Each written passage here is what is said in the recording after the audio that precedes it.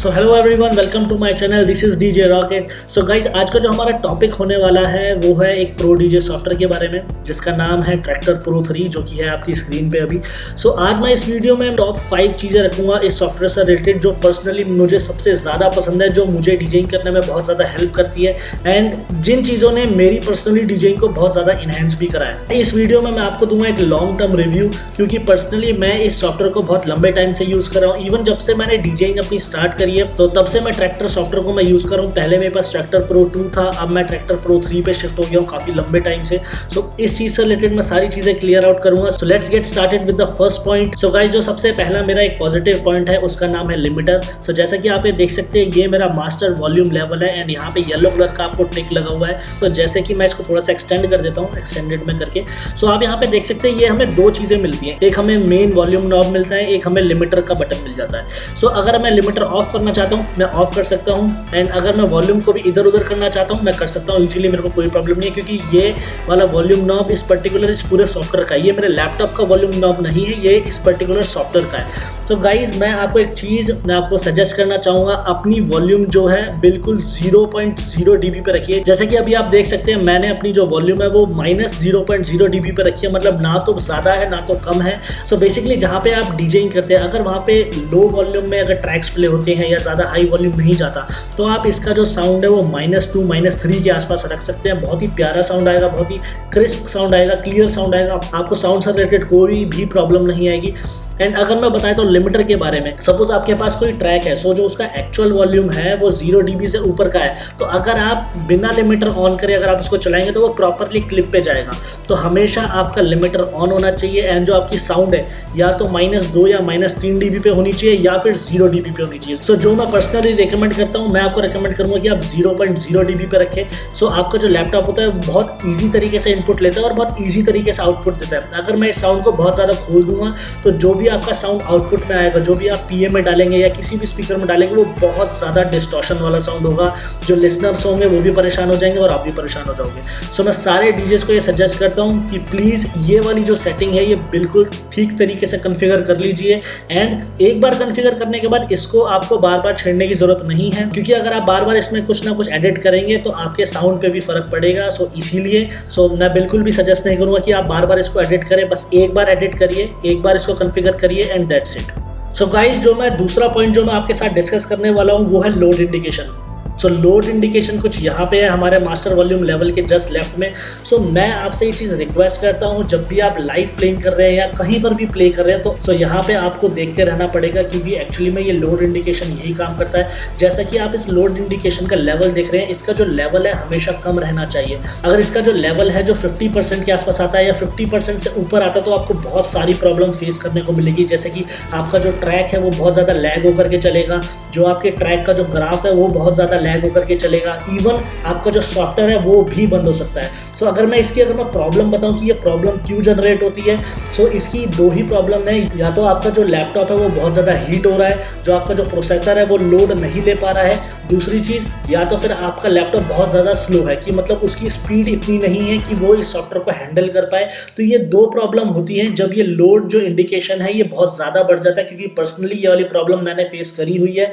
तो live playing में guys मैं ये चीज़ आपको पर्सनली बता रहा हूँ। 4-5 गानों की मिक्सिंग के बाद अपना लोडिंग लेवल एक बार चेक कर लीजिए, क्योंकि ये चीज़ बहुत ज़्यादा ज़रूरी है। और अगर आप इस पर ध्यान नहीं देंगे लोडिंग लेवल पे, तो ये बहुत ज़्यादा बड़ी प्रॉब्लम क्रिएट कर सकता है। सपोज अगर मैं बोलता हूँ कि लाइव प्लेइंग में अगर आपका लैपटॉप बंद हो जाता है, आपके लैपटॉप में प्रॉब्लम आ रही है या लोडिंग का कुछ इशू आ रहा है, अगर आपका लैपटॉप बंद हो जाता है, सो आई थिंक मेरे ख्याल से उससे बेकार बात डीजे के लिए कुछ भी नहीं हो सकती, कि उसकी परफॉर्मेंस बिल्कुल खत्म हो जाती है। एक ट्रैक भी रुकेगा उसकी परफॉर्मेंस बिल्कुल खत्म हो जाएगी।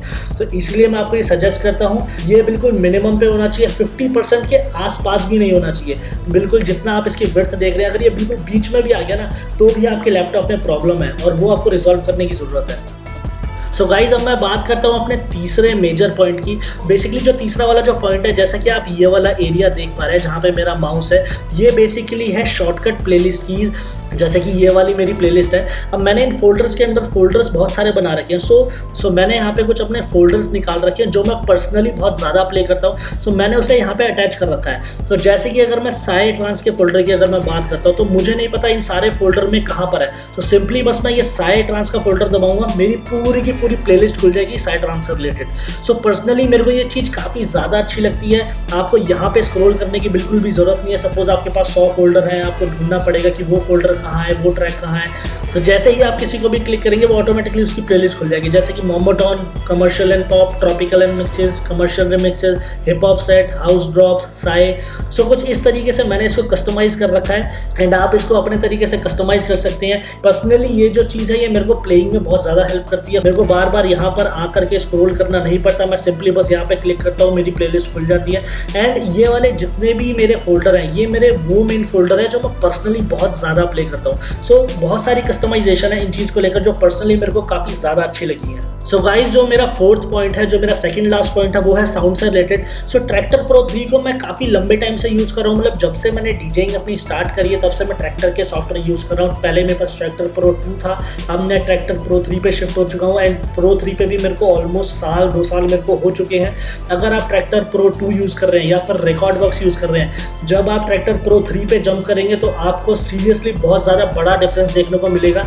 अगर आप इस सॉफ्टवेयर के साथ ऑडियो 2 कनेक्ट करते हैं तो जो आपकी साउंड है वो बिल्कुल नेक्स्ट लेवल चली जाती है, मतलब सीरियसली नेक्स्ट लेवल चली जाती है। क्योंकि मैं पर्सनली ऑडियो 2 यूज़ करता हूँ, मुझे पता है उसकी क्या साउंड है। बट अगर मैं वो साउंड कार्ड हटा करके भी अगर मैं इसके साउंड क्वालिटी की बात करूँ, इसकी साउंड क्वालिटी बहुत ही ज़्यादा अमेजिंग है। आप किसी भी प्रोफेशनल मिक्सर में लगा सकते हैं, किसी भी कंट्रोलर में लगा सकते हैं, कोई प्रॉब्लम नहीं आने वाली।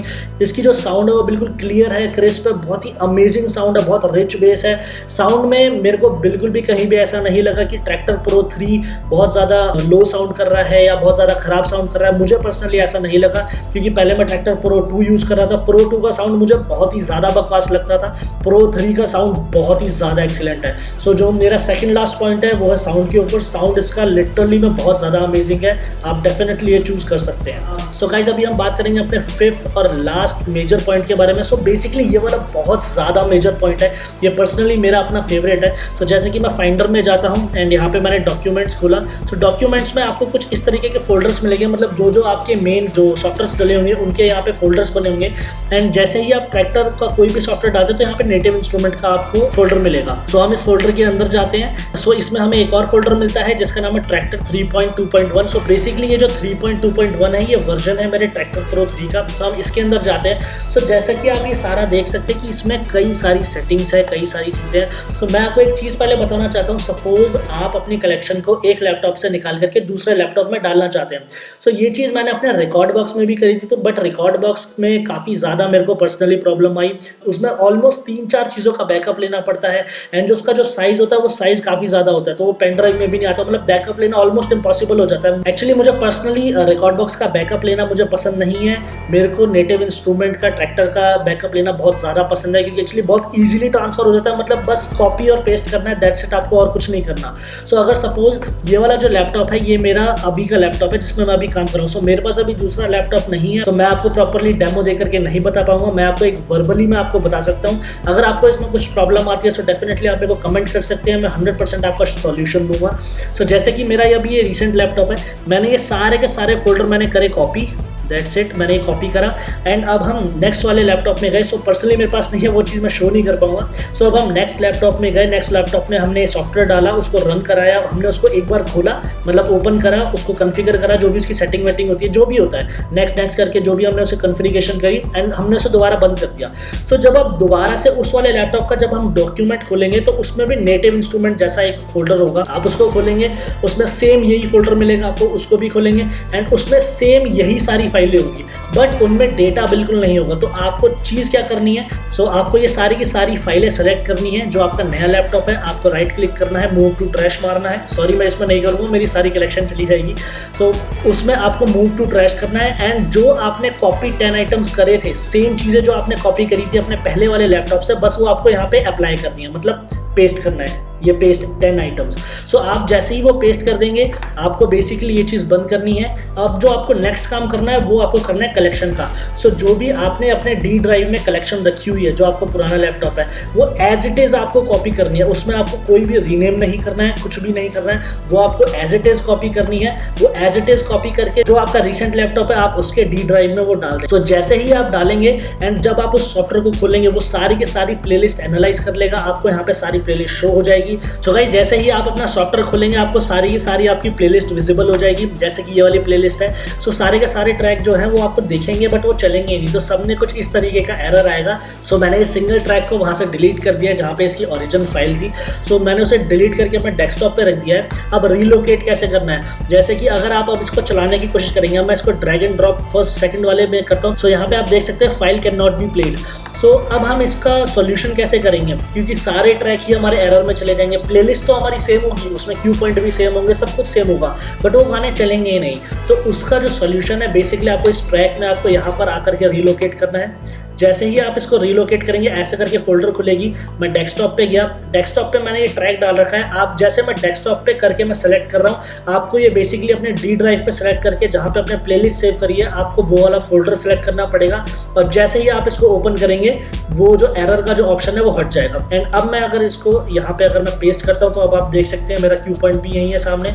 सो अब हम इस ट्रैक को ईजिली प्ले कर सकते हैं। जैसे कि आप देख सकते हैं ये प्रॉपरली वर्क हो रहा है। पहले इसमें कैन नॉट बी प्लेड आ रहा था, अब ये प्रॉपरली वर्क हो रहा है। सो इस तरीके से हम अपनी प्लेलिस्ट को बड़े इजीली कॉपी कर सकते हैं। बस हमें कॉपी करना है और पेस्ट करना है।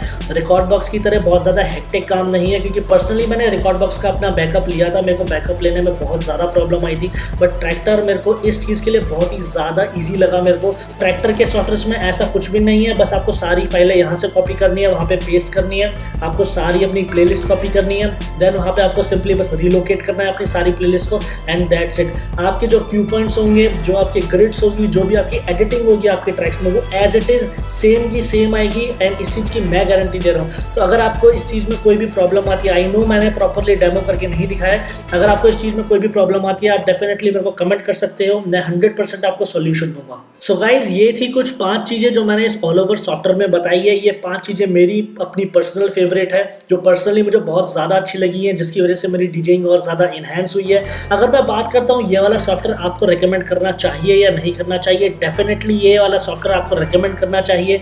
अगर आपको ये सॉफ्टवेयर किसी कंट्रोलर के साथ मिलता है तो भी अच्छी बात है। अगर आप किसी कंट्रोलर के साथ नहीं लेना चाहते तो डेफिनेटली आप इसको अलग से परचेस कर सकते हैं। अगर मैं इसके प्राइसिंग की बात करता हूँ, आपकी जो अपडेट फाइल है वो अराउंड $25 की मिलती है, मतलब INR रुपीज़ अराउंड 2000 रुपये, 1800 रुपये से 2000 रुपये के आसपास मिलता है। एंड अगर मैं फुल सॉफ्टवेयर की बात करता हूँ, अगर आप प्रॉपरली पूरा सॉफ्टवेयर ओन करना चाहते हैं तो पूरा सॉफ्टवेयर आपको अराउंड $99 का मिलता है, जो कि अराउंड INR में 7500 समथिंग का पड़ता है। ये डील बहुत ही अच्छी है। ये सॉफ्टवेयर बहुत ही ईजी टू यूज़ है, बहुत आराम से समझ में आ जाता है। एंड मैं इसमें एक और चीज़ ऐड करना चाहूँगा, ये जो सॉफ्टवेयर बहुत ही ज़्यादा लाइट है।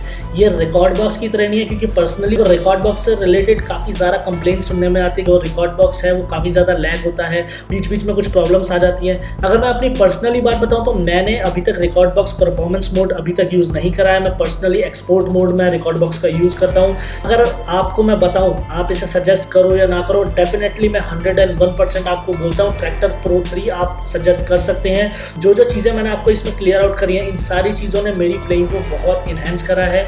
एंड बहुत ज़्यादा फास्ट प्लेइंग भी मैं करता हूँ, उसमें भी काफ़ी सारी चीज़ें हेल्प करी हैं। प्लेइंग के मामले में इस सॉफ्टवेयर बहुत अल्टीमेट है। साउंड मैंने ऑलरेडी आपको बता दिया, साउंड इसकी बहुत ही ज़्यादा अच्छी है। इस सॉफ्टवेयर में कोई भी आपको प्रॉब्लम नहीं आने वाली, लैग का इशू नहीं आने वाला, क्योंकि ईजिली रन हो जाता है, कोई भी प्रॉब्लम नहीं आती है। सो आई होप कि इस सॉफ्टवेयर से रिलेटेड सारी चीज़ें मैंने कवर अप करी है। अगर आप इस सॉफ्टवेयर से रिलेटेड या मेरे से रिलेटेड आप कुछ पूछना चाहते हैं सो डेफिनेटली आप मेरे को नीचे कमेंट कर सकते हैं। मैं 100% आपको सोल्यूशन दूंगा, आपसे बात करूंगा, डेफिनेटली मैं आपका रिप्लाई करूंगा। And thank you for watching this video. If you like this video so please give me a like, give me a subscribe, and I need your support guys. Thank you everyone for watching this video. This is DJ Rocket. Thank you everyone.